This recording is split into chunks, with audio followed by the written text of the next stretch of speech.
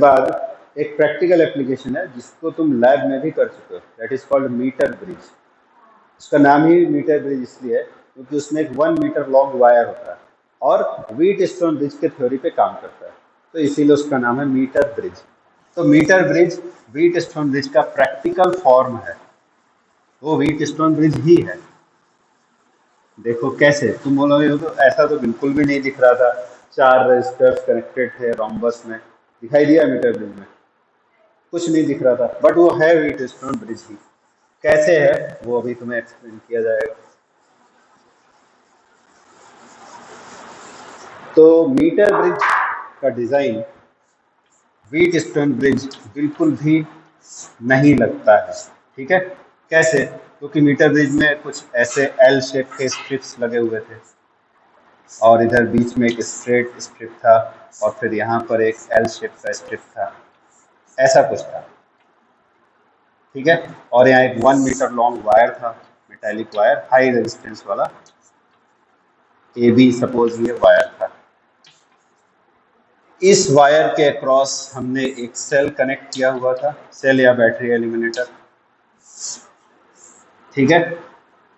यहाँ जो गैप था, इस गैप में रेजिस्टेंस बॉक्स लगाया था, याद है ना?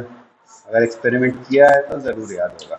यहाँ लगा है रेजिस्टेंस बॉक्स और यहाँ पर अननोन रेजिस्टेंस वाला वायर लगाया, ठीक है। सपोज इसका रेजिस्टेंस है एस, रेजिस्टेंस बॉक्स में जो रेजिस्टेंस हमने निकाला हुआ है सपोज आर, और यहाँ बीच में एक पॉइंट होता है, इसमें गैल्वेनोमीटर कनेक्ट करते हैं, ठीक है। तो ये गैल्वेनोमीटर ऐसे ऊपर से वायर ले जाने का मतलब है कि यहाँ टच नहीं हो रहा है गैल्वेनोमीटर, और ये इधर जॉकी में कनेक्टेड है। ये था, ये कौन से हिसाब से व्हीट स्टोन ब्रिज लग रहा है? किसी भी हिसाब से नहीं लग रहा है, बट ये व्हीट स्टोन ब्रिज है। कैसे है देखो, इस पॉइंट को मान लेते हैं सी, ठीक है, जहाँ पे गैल्वेनोमीटर कनेक्टेड है। अभी देखो व्हीट स्टोन ब्रिज जैसा दिखने लगेगा। कैसे दिखने लगेगा? ए से लेकर सी तक हम ऐसे लिख लेते हैं, यहाँ पर ए, यहाँ पर सी, यहाँ पर बी और यहाँ पर जे, ऐसे लिख लिया, ठीक है। ए से सी जब करंट जाएगा तो उसको कौन सा रेजिस्टेंस मिलेगा? आर। इन स्ट्रिप्स का रेजिस्टेंस नेग्लिजिबल होता है, इसीलिए ऐसे ब्रॉड स्ट्रिप्स बनाए जाते हैं, तो उनका रेजिस्टेंस कम हो जाता है, नेग्लिजिबल। तो ए से सी जाने पर रेजिस्टेंस हमें मिला आर, सी से बी जाने पर, सी से बी, ये सी था, सी से बी के बीच में ये रेजिस्टेंस है एस, ये सी से बी के बीच रेजिस्टेंस हुआ। ए से जे, ये जो जॉकी है ना, ऐसे पेंसिल जॉकी यूज किया था, उसको डिफरेंट प्लेस में से टच कर सकते हैं। सपोज जॉकी यहाँ पे टच किया हुआ है, तो ये वायर 2 पार्ट में डिवाइड होता है, ए जे और जे बी। तो ए से जे तक रेजिस्टेंस है सपोज आर ए जे, और जे से बी तक रेजिस्टेंस है सपोज आर जे बी। हो गया?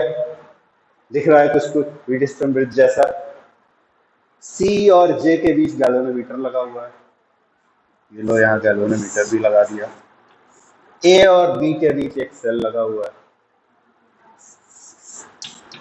अब दिखाना व्हीट स्टोन ब्रिज।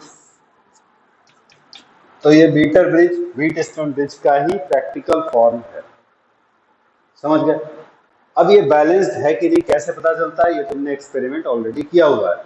एक्सपेरिमेंट में कैसे पता चलता है कि ये बैलेंस हो गया? गैल्वेनोमीटर में 0 करंट वाला कंडीशन ढूंढा था तुमने, कहाँ पर जॉकी को टच करते हैं तो 0 आता है, पता किया था।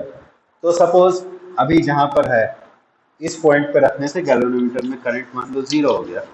इट मीन्स बिल्कुल इधर रखोगे तो 0 नहीं होगा, बिल्कुल इधर रखोगे तो भी 0 नहीं होगा। Somewhere in between their will be a point when the galvanometer will show 0 deflection.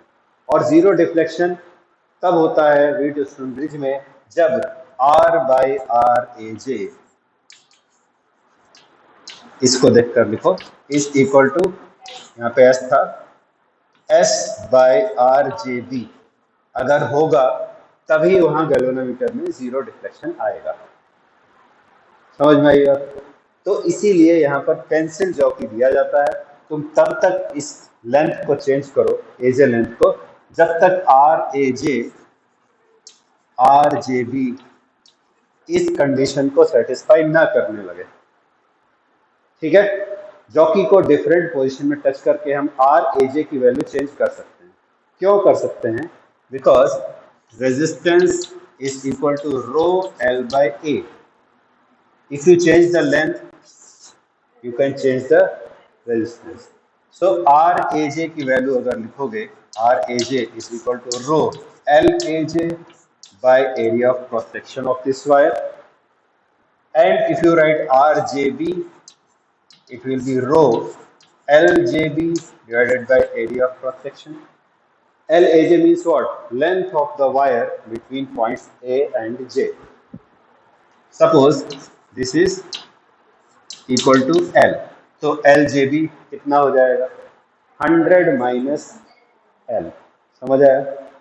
वहां से स्केल शुरू होता है, यहाँ से ए पॉइंट पे, यहाँ पे 0 होता है स्केल में, यहाँ होता है 100 सेंटीमीटर, 1 मीटर लॉन्ग है। तो अगर जे पॉइंट की डिस्टेंस ए से एल है तो इधर कितना हो जाएगा? 100 माइनस एल। समझ आ गया? यहाँ तक समझ गए? अब हम अननोन वायर का रेजिस्टेंस यहाँ से निकाल सकते हैं। एस इक्वल टू क्या आ जाएगा? RJB by RAJ into R. R is known because we have selected a key from the resistance box to have a resistance R. वो हमें पता है कितना हमने निकाला है। So R is known.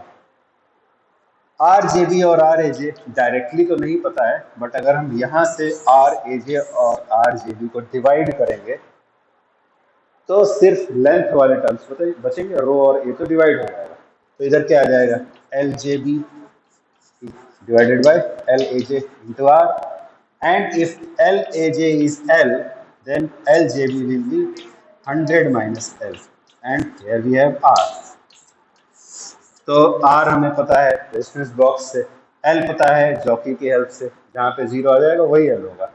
तो यही फार्मूला हमने यूज किया था मीटर ब्रिज एक्सपेरिमेंट में और एस की वैल्यू कैलकुलेट की थी। ठीक है, तो मीटर ब्रिज की हेल्प से हम अननोन वायर का रेजिस्टेंस पता लगा सकते हैं। So metre bridge is nothing but practical form of Wheatstone's law.